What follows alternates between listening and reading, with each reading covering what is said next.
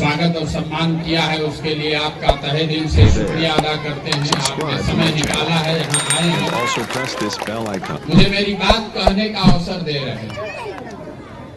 देखिए, मेरा नाम प्रशांत किशोर है, वो तो आप सुन ही रहे हैं। हम कुर्ता पजामा पहने हैं, लेकिन हम नेता नहीं हैं और आपसे वोट मांगने भी नहीं आए।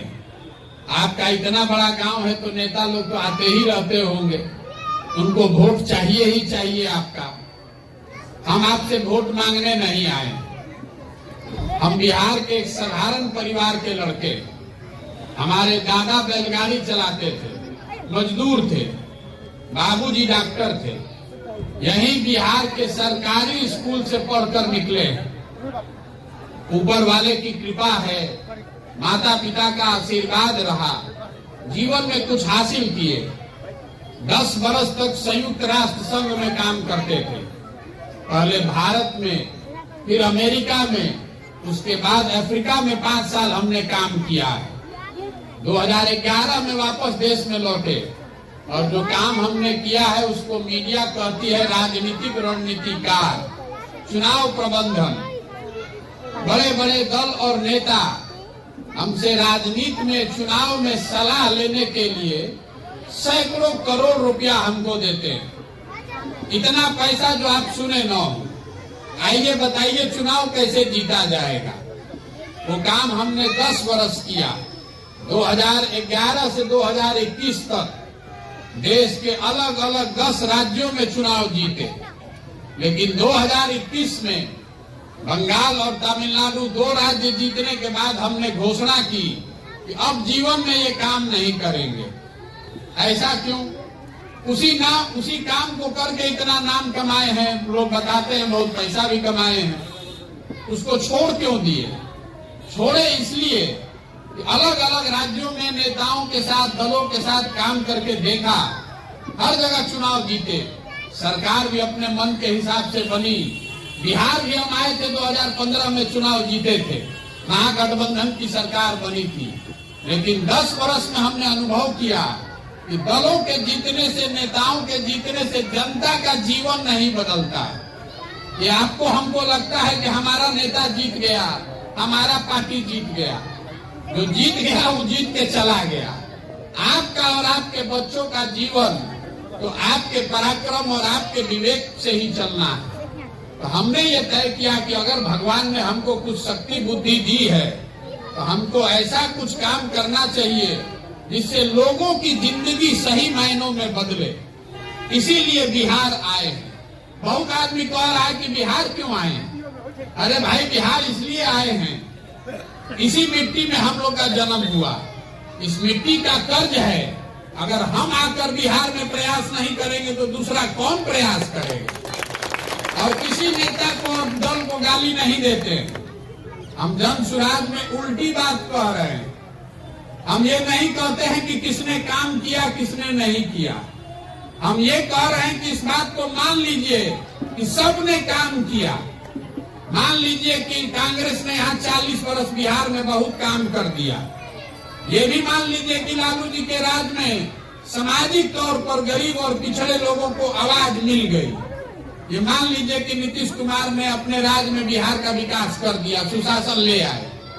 लेकिन अगर सबका बात सही मान भी लीजिएगा तो भी इस बात को कोई नहीं झुठला सकता है कि देश में सबसे गरीब और पिछड़ा राज्य बिहार है। इसको तो कोई नहीं झुठला सकता है।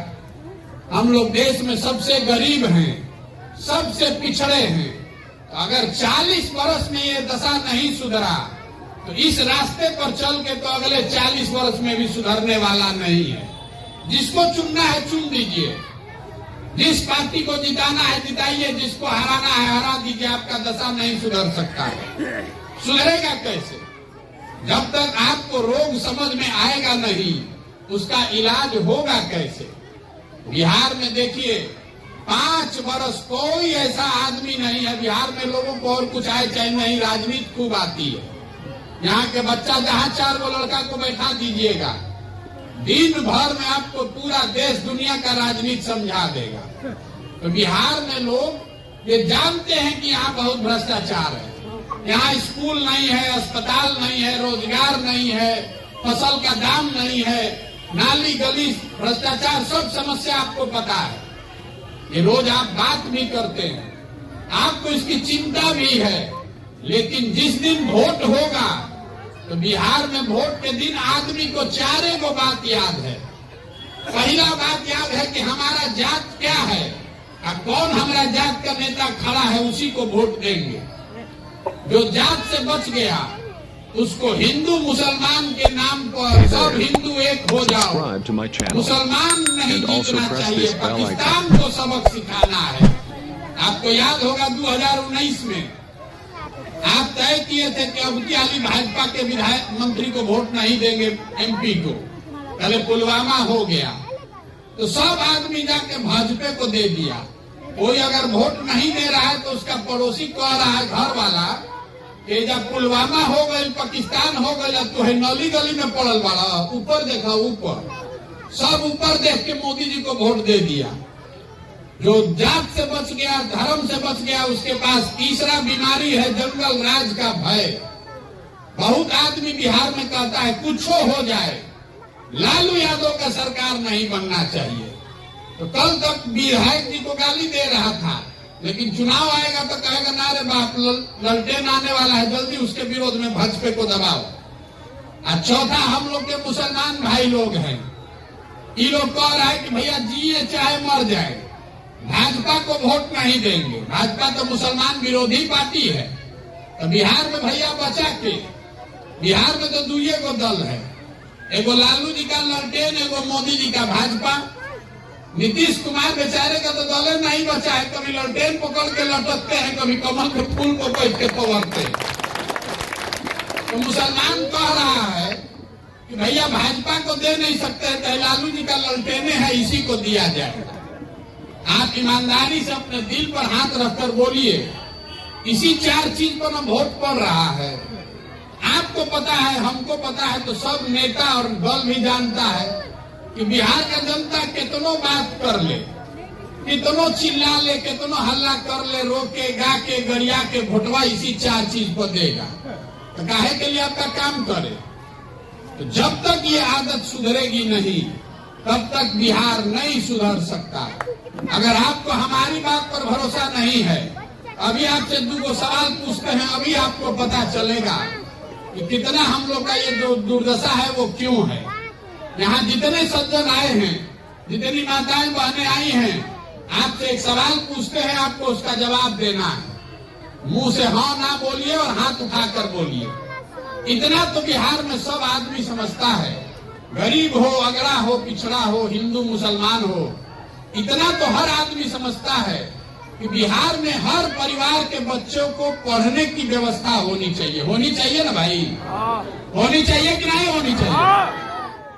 सोच के बोलिए, कथा नहीं सुना रहे हैं, फिर से सवाल पूछ रहे हैं, सोच के बोलिए। आपकी समझ से बिहार में और कुछ हो चाहे नहीं, सबके बच्चों के पढ़ने की व्यवस्था होनी चाहिए कि नहीं होनी चाहिए? देखिए, अभी सब ने कहा है कि होनी चाहिए, हम नहीं सिखाए हैं, आप खुद से बोले हैं। अभी जितने समझदार आदमी आप लोग बैठे हुए हैं, हमसे तो आपका अनुभव ज्यादा है। जरा सोच के उन्हीं बच्चों के नाम पर बताइए, आपने अपने जीवन में कभी अपने बच्चों के पढ़ाई के लिए वोट किया है? जिसने किया है तो हाथ उठाइए अपने बच्चों के नाम पर। किसी ने नहीं किया। तो जो ताला खोलना है उसका चाबी आप लगाइए नहीं रहे तो ताला खुलेगा कैसे? आप पढ़ने के लिए वोटे नहीं दे रहे तो पढ़ाई सुधरेगा कैसे? यहाँ जिसको खड़ा करेंगे वो यही कहेगा कि नेता हमको ठग रहा है।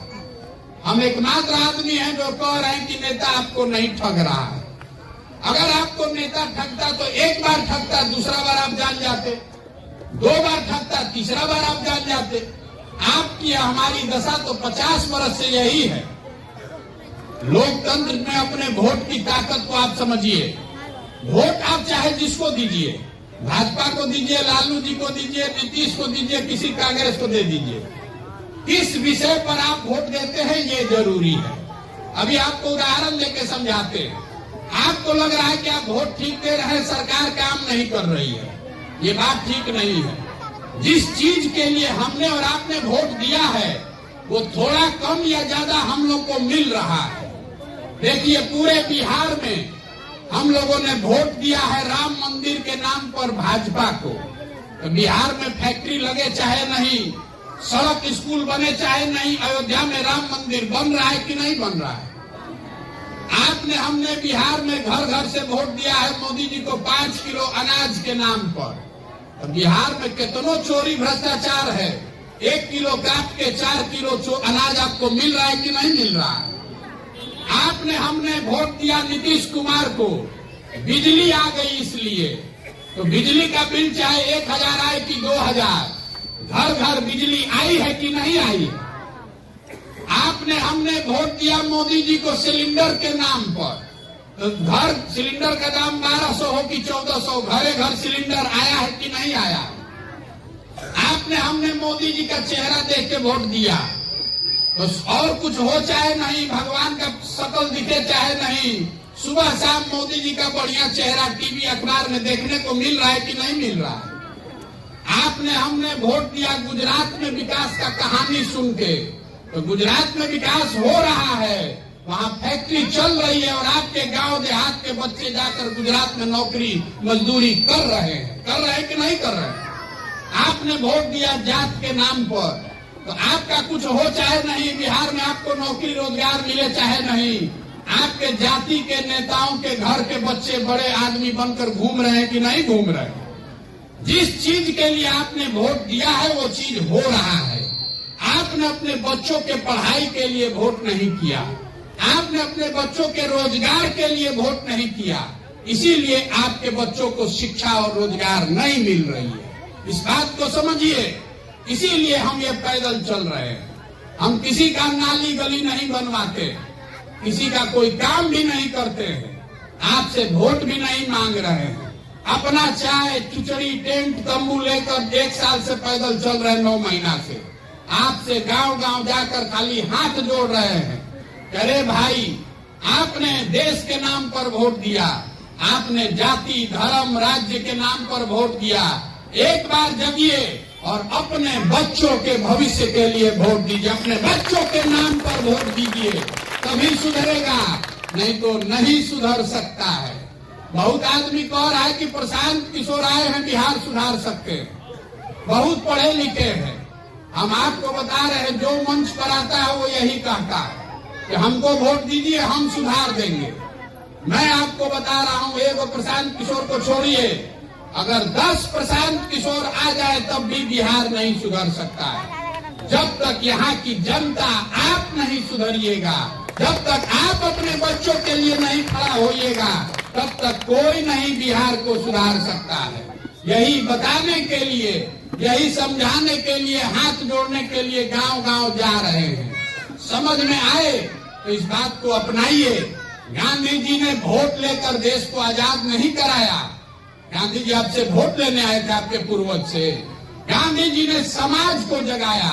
गांधी जी आगे आगे चले, जिस दिन समाज खड़ा हो जाएगा तभी बिहार सुधरेगा। आप अपने वोट की कीमत को समझिए। आपके वोट की कीमत नाली गली नहीं है, आपके वोट का कीमत 5 किलो अनाज नहीं है। आपके वोट की कीमत है आपके बच्चों का भविष्य।